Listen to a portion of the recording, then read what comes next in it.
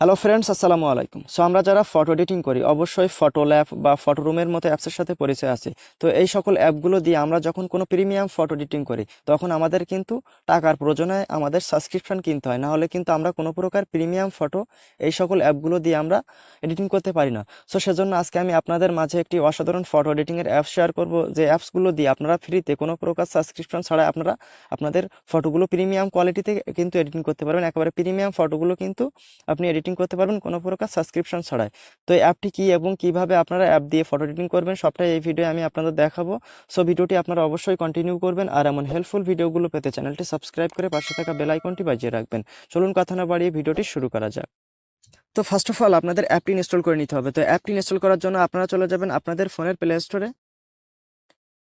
দেন play স্টোরে যাওয়ার পর আপনারা সার্চ বারে গিয়ে লিখবেন পোপকাট। আপনারা এখানে লিখবেন পোপকাট, লিখে সার্চ করবেন। আপনারা এখানে পোপকাট লিখে সার্চ করবেন। সার্চ করার সাথে সাথে আপনাদের সামনে অ্যাপটি চলে আসবে। সো এখান থেকে আপনারা এই অ্যাপটি ইনস্টল করে নেবেন। এখানে অ্যাপসের ফটোটি আপনারা দেখে রাখেন, তাহলে আপনাদের ইনস্টল করতে সুবিধা হবে। তো এখান থেকে আপনারা এই অ্যাপটি ইনস্টল করে নেবেন। তো অ্যাপটি ইনস্টল করা হয়ে গেলে আপনারা অ্যাপটি ওপেন করবেন। তো আমি এখান থেকে অ্যাপটি ওপেন করলাম। অ্যাপটি ওপেন করার পর এখানে কোনো প্রকার অ্যালাউ বা পারমিশন চাইলে আপনারা সেটা দিয়ে দিবেন, আর আপনার গুগল অ্যাকাউন্ট এখানে চলে আসবে। আপনার জিমেইলের উপরে ক্লিক করে দিলে একটা অ্যাকাউন্ট কিন্তু এখানে ক্রিয়েট হয়ে যাবে কোনো প্রকার ঝামেলা ছাড়াই। তো অ্যাপটি ইনস্টল করার পর অ্যাকাউন্ট ক্রিয়েট করার পর আপনাদের সামনে কিন্তু ঠিক এমন একটা ইন্টারফেস শো হবে। তো ফটো এডিটিং করার জন্য এখানে একটা প্লাস আইকন দেখতে পাচ্ছেন, এই প্লাস আইকনটার উপরে একটা ক্লিক করে দিবেন। ক্লিক করে দেওয়ার সাথে সাথে আপনার গ্যালারিতে থাকা সমস্ত প্রকার ফটোগুলো এখানে চলে আসবে। তো শুরুতে আপনার যে ফটোটি আপনি এডিটিং করবেন সেই ফটোটি নেবেন। তো সাপোজ একটা ফটো আমি এখান থেকে নিয়ে নিচ্ছি। তো নেওয়ার পরে এখানে দেখতে পাচ্ছেন যে ব্যাকগ্রাউন্ড রিমুভ হচ্ছে। এখানে আপনাকে 100% পর্যন্ত অপেক্ষা করতে হবে। এখানে দেখতে পাচ্ছেন এটা কিন্তু রিমুভ হয়ে যাচ্ছে। তো কয়েক সেকেন্ডের মধ্যে কিন্তু এখানে ব্যাকগ্রাউন্ডটা দেখতে পাচ্ছেন যে রিমুভ হয়ে গেছে। তো ব্যাকগ্রাউন্ডটা রিমুভ হওয়ার পর আপনারা কি করবেন, এখানে গো টু এডিট লেখা আছে, এখানে ক্লিক করে দিবেন। দেন এখানে ক্লিক করার পর এখানে কি করবেন আপনারা কি করবেন, এখানে দেখতে পাচ্ছেন এআই ব্যাকগ্রাউন্ড লেখা আছে। সেম ফটো রুমের মতো কিন্তু এই অ্যাপসটি আপনারা এখানেও কিন্তু প্রিমিয়াম কোয়ালিটির ফটোগুলো এডিটিং করতে পারবেন, যেগুলো আপনারা ফটো রুমে করতে পারতেন না।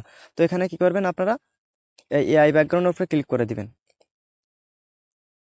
দেন ক্লিক করার পর এখানে দেখতে পাচ্ছেন নিচে এখানে দেখতে পাচ্ছেন কাস্টমাইজ এআই ব্যাকগ্রাউন্ড লেখা আছে। আপনারা এখানে একটা ক্লিক করে দিবেন। দেওয়ার পরে আপনারা কেমন ব্যাকগ্রাউন্ড আপনার ফটোতে আপনি অ্যাড করবেন সেটা এই ডিসক্রিপশন বক্সে লিখে দিবেন। তো আমি এখানে সাপোজ লিখে দিচ্ছি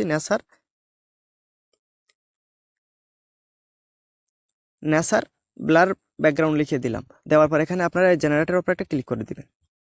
এখানে দেখতে পাচ্ছেন ক্লিক করে দিলাম। দেওয়ার পর এখান থেকে আপনার ফটোটা এখানে কেমন রাখবেন আপনার সেটা এখানে একটু কাস্টমাইজ করে নেবেন, এখান থেকে বড় ছোট করতে চাইলে। তারপর এখান থেকে আপনারা টিকমার্ক করে দিবেন।